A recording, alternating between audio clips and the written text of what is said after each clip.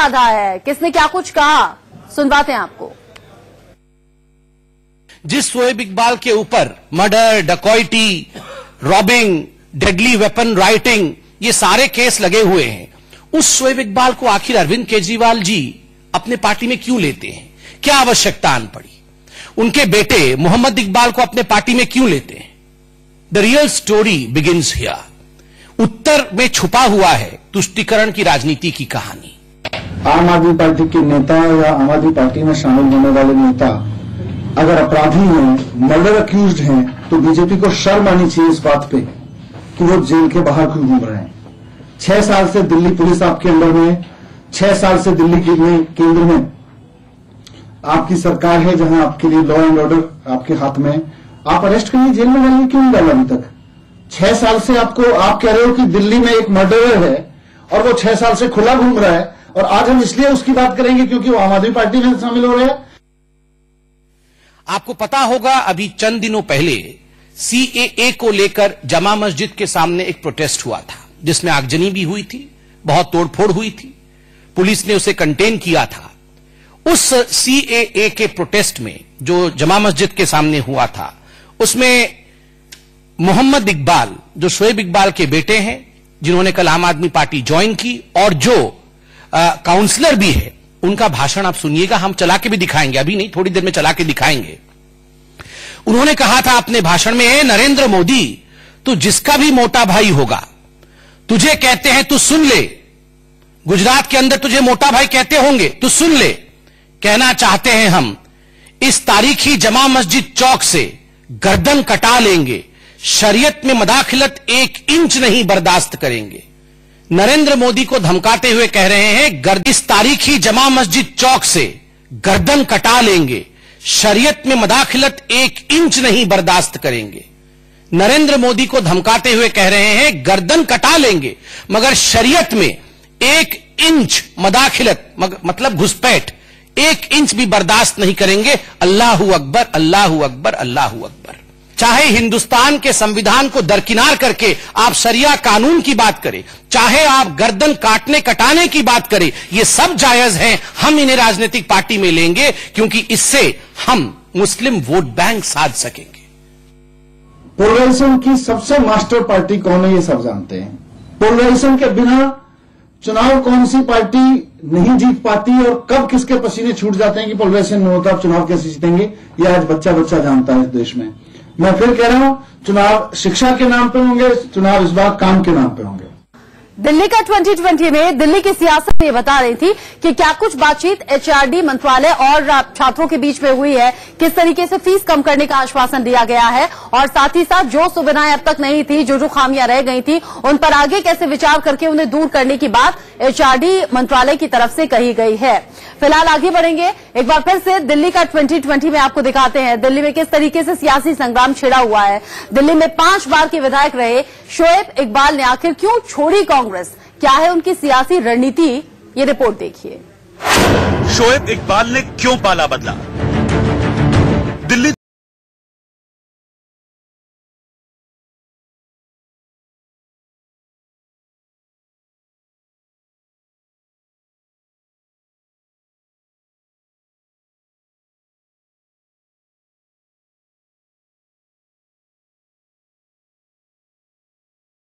कि कांग्रेस की डूबती नैया को छोड़कर आम आदमी पार्टी की झाड़ू थामने वाले शोएब इकबाल ने मटिया महल सीट पर अपनी दावेदारी की डील भी पक्की कर ली है। क्या मटिया महल से कटेगा असीम अहमद का टिकट? शोएब इकबाल का स्वागत खुद अरविंद केजरीवाल भले ही करें, लेकिन आम आदमी पार्टी के अंदर ही एक ऐसा शख्स भी है जिसे ये एंट्री नागवार गुजर सकती है। हम बात कर रहे हैं मटिया महल के मौजूदा विधायक असीम अहमद की, क्योंकि मटिया महल की सीट किसको मिलेगी? असीम अहमद और उनके समर्थकों के बीच ये सवाल बार बार उठ रहा है कि आखिर शोएब इकबाल को टिकट मिला तो क्या मटिया महल से असीम अहमद का टिकट कट जाएगा? अब आप ये भी समझ लीजिए कि आखिर आम आदमी पार्टी शोएब इकबाल पर बड़ा दाव क्यों खेल रही है।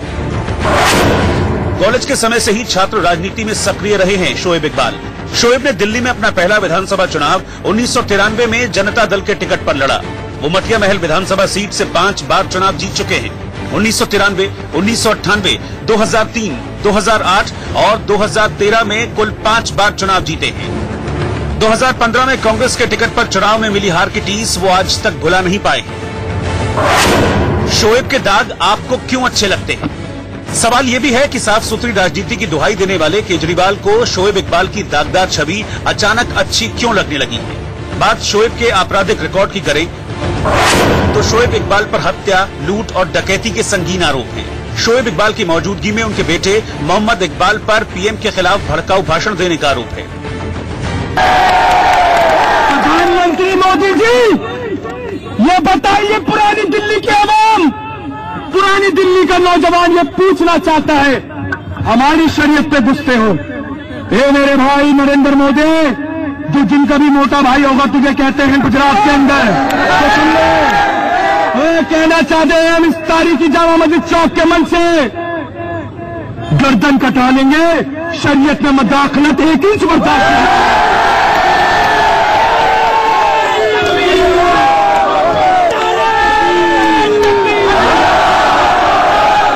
इसी वीडियो को लेकर बीजेपी ने आम आदमी पार्टी पर सवालों की झड़ी लगा दी है। उस सीएए के प्रोटेस्ट में जो जमा मस्जिद के सामने हुआ था, उसमें मोहम्मद इकबाल, जो शोएब इकबाल के बेटे हैं, जिन्होंने कल आम आदमी पार्टी ज्वाइन की और जो काउंसलर भी है, उनका भाषण आप सुनिएगा। हम चला के भी दिखाएंगे, अभी नहीं, थोड़ी देर में चला के दिखाएंगे। उन्होंने कहा था अपने भाषण में, नरेंद्र मोदी, तू जिसका भी मोटा भाई होगा, तुझे कहते हैं तू सुन ले। गुजरात के अंदर तुझे मोटा भाई कहते होंगे, तू सुन ले। कहना चाहते हैं हम इस तारीखी जमा मस्जिद चौक से गर्दन कटा लेंगे। शरीयत में मदाखलत 1 इंच नहीं बर्दाश्त करेंगे।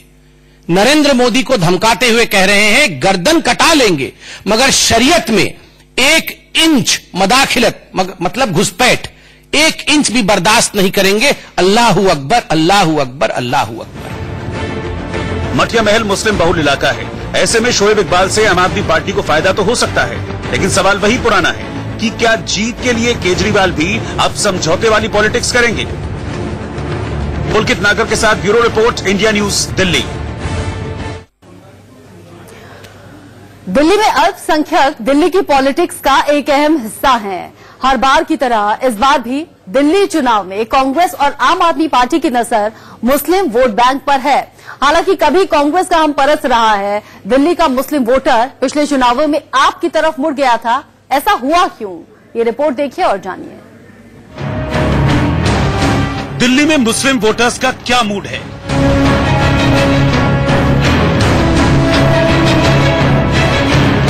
नागरिकता कानून के बाद से दिल्ली के मुस्लिम बहुल इलाकों में विरोध की इन तस्वीरों ने दिल्ली चुनावों में सियासत के नए मिजाज की एक झलक दिखला दी।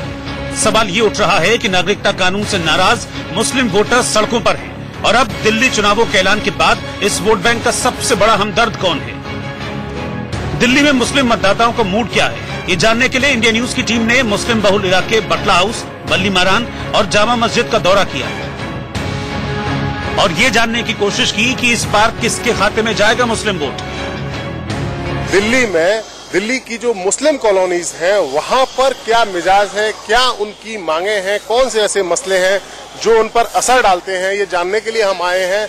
इलेक्शन में आपके कौन से ऐसे मुद्दे होंगे जो आप चाहते हैं कि आपकी बात सुनी जाए? यहाँ पे ये जो इलेक्शन हो रही है वो 4-5 मुद्दे पे ही होना चाहिए। फर्स्ट में कि सिक्योरिटी बहुत जरूरी है। लोग चाहे कितना भी पैसा कमा ले, अगर उनको सिक्योर ना मिले तो कोई फायदा नहीं है, जो हमारे अभी इस फिलहाल नहीं है। क्या है आपकी मांग? आप इलेक्शन को लेकर? मेरा नाम नसीम राही है। मैं ये चाहता हूँ कि सरकार कोई भी हो जो वादा करे उसको पूरा करे। दिल्ली में चुनावी बिगल बच चुका है। ऐसे में पार्टियां वोटर्स को लुभाने में जुटी हैं। इंडिया न्यूज ने दिल्ली की दूसरी पुरानी विधानसभा सीट शादरा में जनता का मूड जानने की कोशिश की। सीट को लेकर क्या है नेताओं का रुख, जनता क्या सोचती है, ये रिपोर्ट देखिए। नमस्कार, मैं हूं यतेंद्र शर्मा। दिल्ली विधानसभा चुनाव का ऐलान होते ही इंडिया न्यूज ने लगा दी है चौपाल लेकर हम आए हैं दिल्ली की शाहदरा विधानसभा सीट पर, जहां हम शाहदरा के लोगों से जानेंगे कितना विकास हुआ, क्या है उनके मुद्दे। इन तमाम चीजों पर हमारी चर्चा होगी। हमारे साथ हैं आम आदमी पार्टी की तरफ से जो शाहदरा विधानसभा के अध्यक्ष हैं रितेश चतुर्वेदी जी हैं, वहीं ईडीएमसी के डिप्टी मेयर बीजेपी की तरफ से संजय गोयल जी हमारे साथ हैं। पहला सवाल मेरा आपसे है रितेश जी, अगर बात की जाए विकास की, जो बात हुई केजरीवाल साहब कह रहे हैं कि काम के मुद्दे पर वोट मांगेंगे, क्या काम शाहदरा विधानसभा की बात करें तो क्या हुआ है? शाहदरा में बहुत सारे काम हुए हैं, जैसे कि हम लोग जहां खड़े हैं ये 1970 की बसाई हुई डीडीए के द्वारा 1970 में बसाई गई कॉलोनी थी, सबसे पहली कॉलोनी थी जमुना पार में। तो यहीं से अगर शुरू करें तो मैं आपको बताऊं कि यहां पर सीवर की एक बहुत बड़ी समस्या थी। पहले 2.5 मंजिल के मकान होते थे, उसके बाद कुछ साल पूर्व 4 मंजिल के मकान हो गए। सीवर वही 1970 के पड़े हुए थे, डीडीए के द्वारा डाले गए।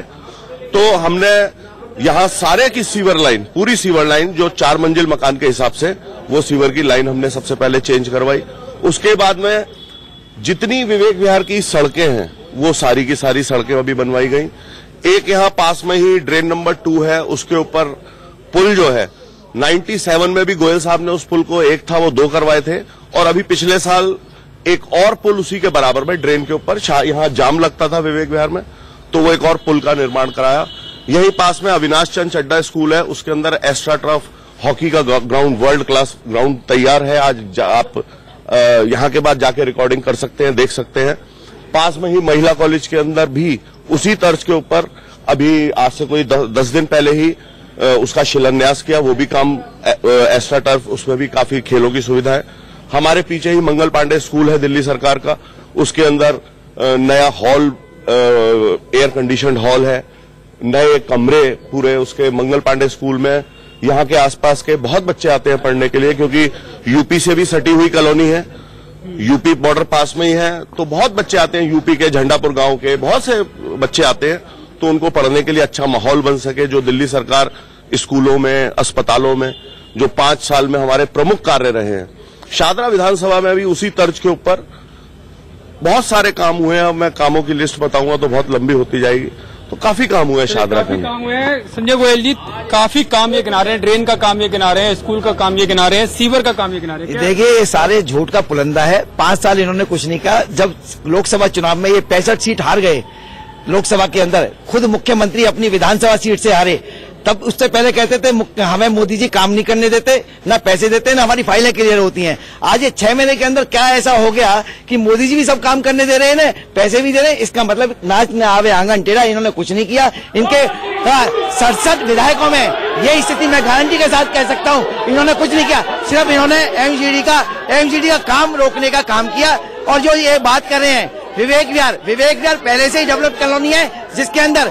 लगातार लोगों ने आक्रोश पैदा जब हुआ, लोगों ने जब आक्रोश पैदा किया कि यहाँ सड़कें टूटी पड़ी हैं, लास्ट में ये 2 महीने के अंदर सिर्फ और सिर्फ ऊपर की पट्टी बिछा दी गई। जो स्कूल की बात कर रहे हैं, स्कूल अच्छे करने से जो बात करें, 500 स्कूल उन्होंने बनाने थे, लेकिन 500 में 20 नए कॉलेज बनाने थे, इन्होंने कुछ नहीं किया।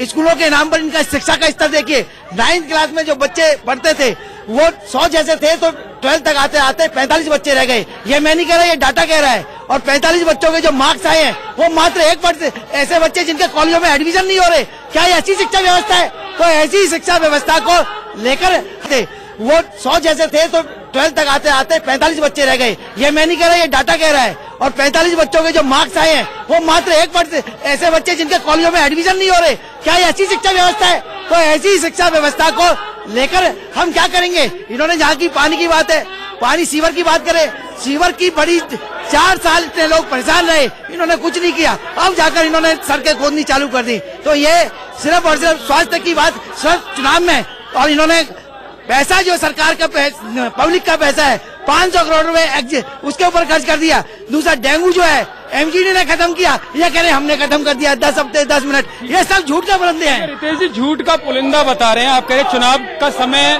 तो आपने सड़क 2 महीने पहले बनवानी शुरू कर दी। पहले आप कहते मोदी सरकार काम नहीं करने दे रही, अब तमाम काम हो रहे हैं। मेरे काबिल दोस्त उप महापौर भी हैं, मेरा उनसे सबसे पहले निवेदन है कि वो झुंझलाए नहीं, काम के ऊपर बात करेंगे, हम काम के ऊपर जाएंगे। झुंझलाहट की कोई जरूरत नहीं है। मैं भी यही रहता हूँ, भाई भी यही रहते हैं। अभी 1 महीने बाद चुनाव होगा, हमें फिर साथ रहना है, तो तो इस तरह की झुंझलाने की या इस तरह के एलिगेशन की कोई जरूरत नहीं है। स्कूलों में बच्चे भी कम हो गए, 45 बच्चे यहाँ के स्कूल में रह गए केवल। कौन से स्कूल में? वो शायद ईडीएमसी के स्कूल की बता रहे हैं, आप कंफर्म कर लीजिए। आज मैं अपने दिल्ली कौन से स्कूल का आरोप लगा रहे थे 45 बच्चे रह गए हैं? क्या 45? ये सारे स्कूल पूरी दिल्ली ईडीएमसी के? अरे नहीं सर, दिल्ली सरकार के स्कूलों की बात कर रहा हूँ मैं, दिल्ली सरकार का। मैं नहीं कह रहा। आज जो 100 बच्चे 9th क्लास में जिन्होंने एडमिशन लिया था, 12वीं तक मात्र 45 बच्चे। केजरीवाल सरकार ने तो आरोप लगाया है कि 2.5 लाख स्कूल जो एमसीडी के 2.5 लाख बच्चे कम। नहीं, कोई नहीं है। आप ये गलत आरोप है इनका, 100% का। मात्र 1,80,000 पहले स्टूडेंट थे, आज मैं गारंटी के साथ चैलेंज करता हूँ, ये तो झूठ बोलना चाहते, इसके अलावा नहीं है, डाटा है मेरे पास में। और जो मैं दोबारा से भाई से निवेदन करूंगा कि वो इतना ज्यादा आक्रोश में ना है, बड़े प्यार से मेरी बात सुने। हमारे मंगल पांडे स्कूल में, अगर मंगल पांडे स्कूल में हमने पिछले 5 साल के अंदर हमारे अगर स्कूलों के रिजल्ट, आज प्राइवेट स्कूलों से अच्छा रिजल्ट है, 96% बच्चों का जो है रिजल्ट है, तो 93% पब्लिक स्कूलों का रिजल्ट था। ये मैं फिर आपसे कह रहा हूँ कि ये तरीका ठीक नहीं है बात करने का, बात के तथ्य के ऊपर बात करें। ये तरह से तो बात हो नहीं पाएगी, आप जिस तरह से कर रहे हो इस तरह से बात नहीं हो पाएगी। आप थोड़ा हर बार केजरीवाल, एक मिनट, क्या आपको लगता है कि काम हुए?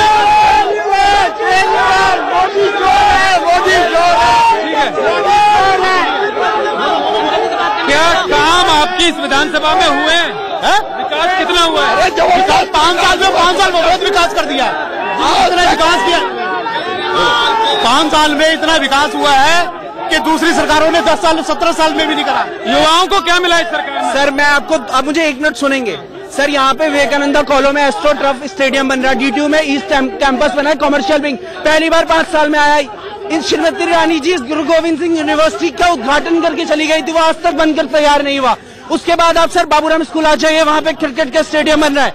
उसके बाद आप आ जाइए हांडा स्कूल, वहाँ पर 2 मल्टीपर्पज हॉल बन रहे हैं। आप अविनाश चंद्र चड्डा में आ जाइए, आप मंगल पांडे में आ जाइए, आप JNK में आ जाइए, नया स्कूल बनाया गया। स्कूल के लिए डाइट का कॉलेज पहले वहाँ से चला गया बाबूराम से, दोबारा आ गया डाइट का कॉलेज। हाँ, स्कूल में क्या आपको लग रहा है काम हुआ? एक मिनट। इनका कहना है कि तमाम काम आम आदमी पार्टी ने यहाँ पर किए 5 सालों में। आज तक विधायक नजर नहीं आए तो काम कहाँ से होंगे? एक काम दिखा दे जो इन्होंने 5 साल में करे हैं। आज जब 3 महीने रह गए चुनाव में तो सब कुछ फ्री कर दिया।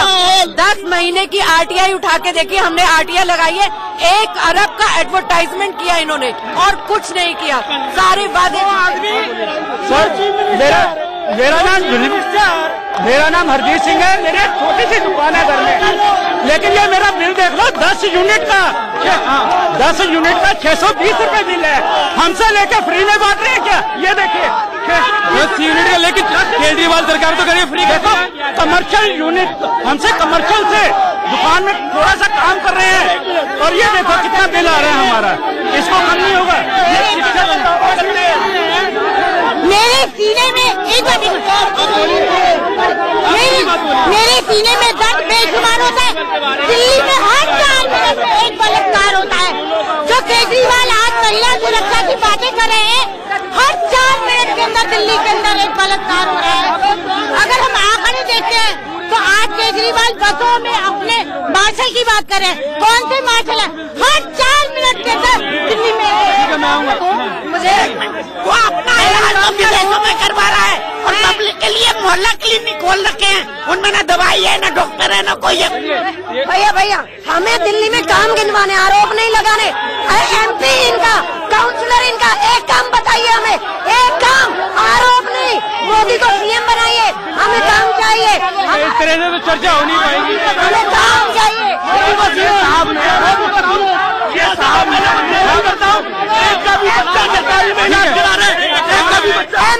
आप जवाब ले लीजिए, जवाब तो ले लेने दो। जवाब ले लेंगे। इनका कहना है कि इनके बिजली के बिल 10 यूनिट बिजली का बिल 620 रुपया है। आपने इन्होंने जो मुझे दिखाया बिल, सबसे पहले तो मैं बता दूं ये नॉन डोमेस्टिक का है, ये कमर्शियल मीटर का है, ये घरेलू का नहीं है। और हम ये बात ठोक के कहते हैं कि हमने घरेलू बिजली के अंदर जो है जीरो किया 200 यूनिट तक और 400 यूनिट तक आधा किया है। पूरे हिंदुस्तान के अंदर पूरे हिंदुस्तान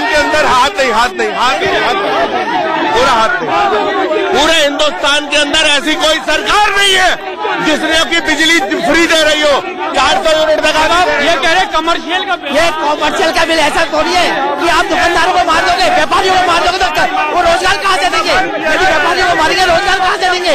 इन्होंने हालत ऐसी कर दी। यदि मैं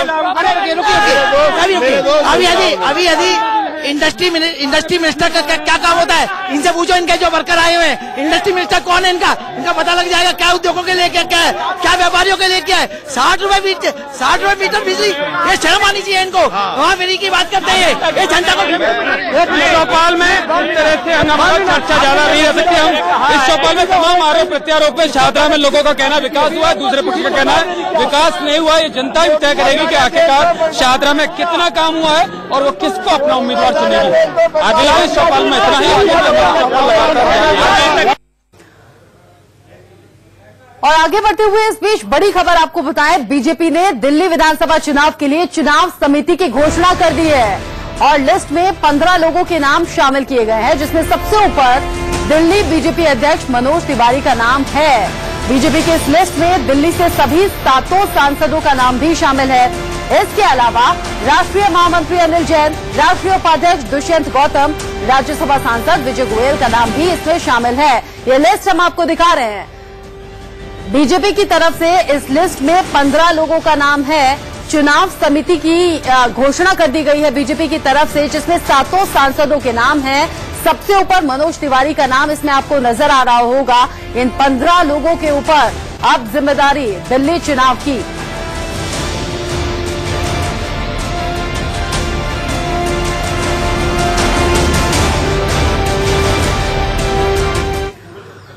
चलिए, इसी के साथ दिल्ली का 2020 में आज के लिए बस इतना ही। एक ब्रेक के बाद भी खबरें जारी हैं।